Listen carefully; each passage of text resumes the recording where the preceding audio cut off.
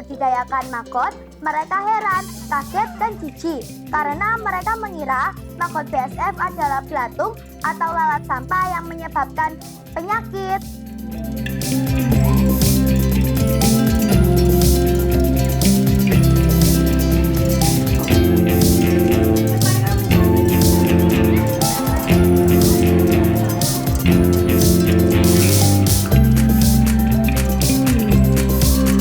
Sobat Hijau, perkenalkan, nama saya Gayatri Kaila Finanda.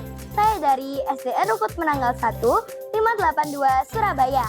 Saya adalah peserta pemilihan calon Pangeran dan Putri Lingkungan Hidup tahun 2024 dengan nomor urut peserta 474. Saya mempunyai judul proyek yang berjudul Pengolahan Sampah Organik dengan Maggot BSF. Saya tertarik mengambil proyek pengolahan sampah organik dengan budidaya maggot karena saya melihat di sekitar saya banyak sampah organik seperti sisa memasak dan sisa makanan yang terbuang begitu saja. Lalu masih banyak masyarakat yang membuang sampah organik ke tempat sampah. Dan di sekitar saya juga banyak pasar dadakan yang menghasilkan sampah organik. Apalagi maggot, ini makanan terutamanya adalah sampah organik. Maggot bisa menghabiskan 5 kali berat dari berat tubuhnya. Katakanlah berat maggot adalah 1 kg. Dia bisa menghabiskan 5 kg sampah organik. Jadi, maggot adalah solusi untuk mengurangi sampah organik secara efektif dan mandiri. Bisa dilakukan di skala rumahan.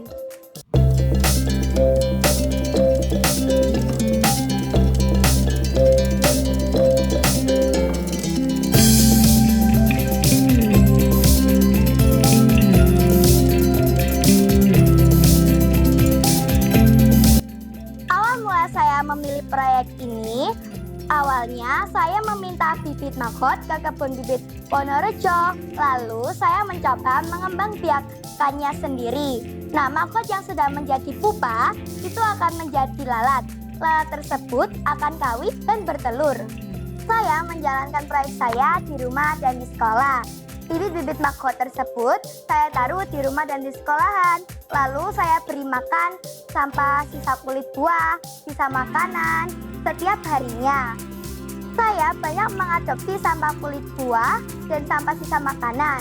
Sampah kulit buah itu saya dapat dari pedagang buah 80% sampah sisa kulit buah dan 20% sisanya adalah sampah sisa makanan. Nah, untuk sampah kulit buah, saya taruh ke dalam tong beberapa hari agar terfermentasi secara alami dan lunak, sehingga mudah dikonsumsi oleh maggot. Nah, untuk sampah sisa makanannya, saya langsung berikan kepada maggot. Sampah sisa makanan saya dapatkan dari sisa makanan saya, sisa makanan di kantin, dan dari tetangga-tetangga.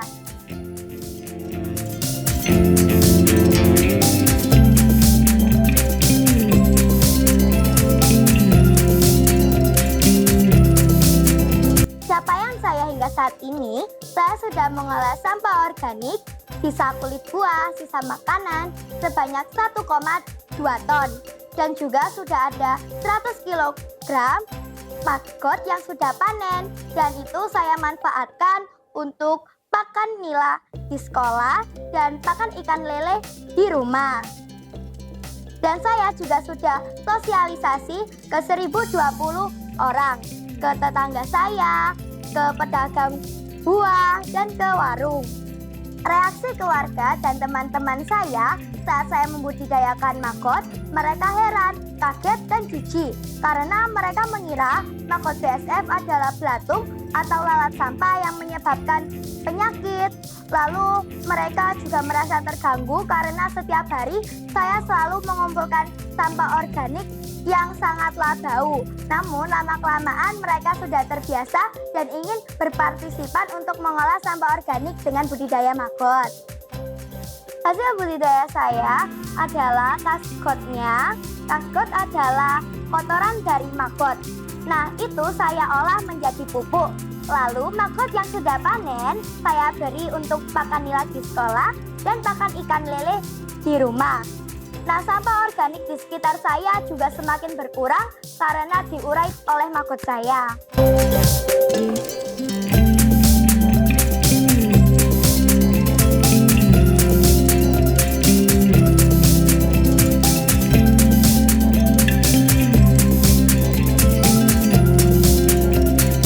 Dalam budidaya magot, tentunya saya menghadapi tantangan-tantangan.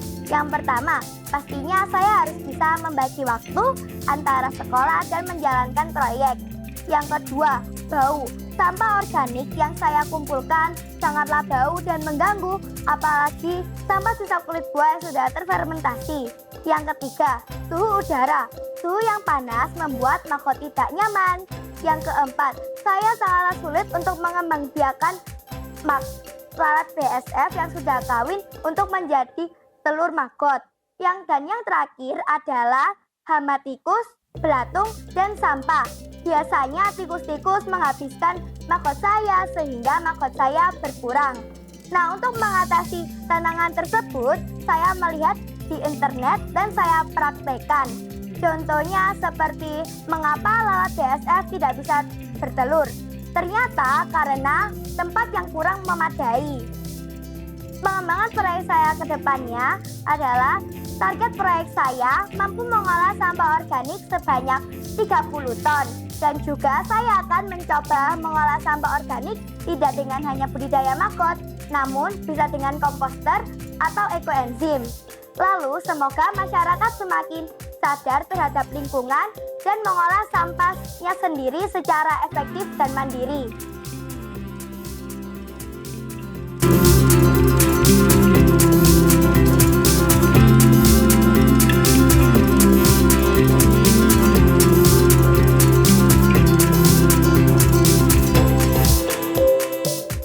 Untuk proyek Kaila, murid saya di SDN Rungkut Menanggal 1 ini yaitu ikut seleksi Pangeran Putri Lingkungan Hidup 2024 dengan proyeknya budidaya magot, yaitu tujuannya untuk mengolah sampah organik melalui magot.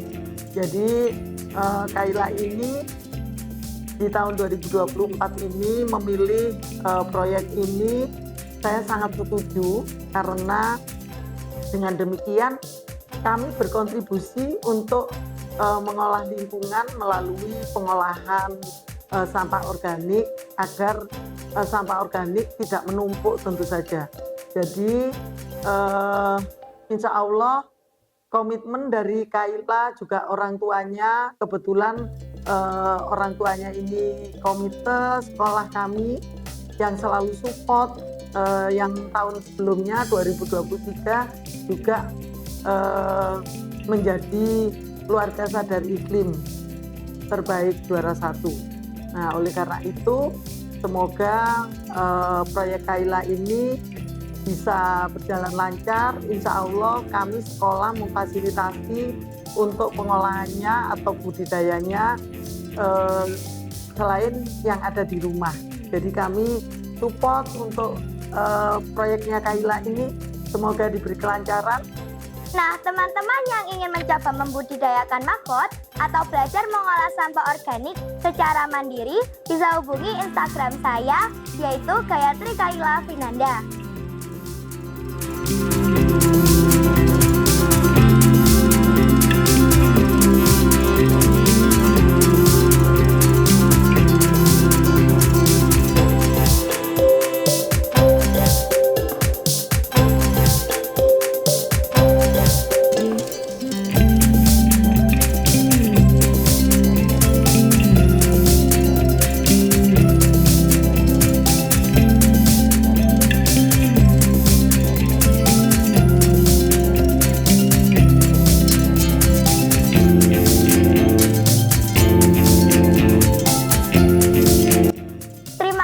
Sudah melihat kegiatan aksi saya.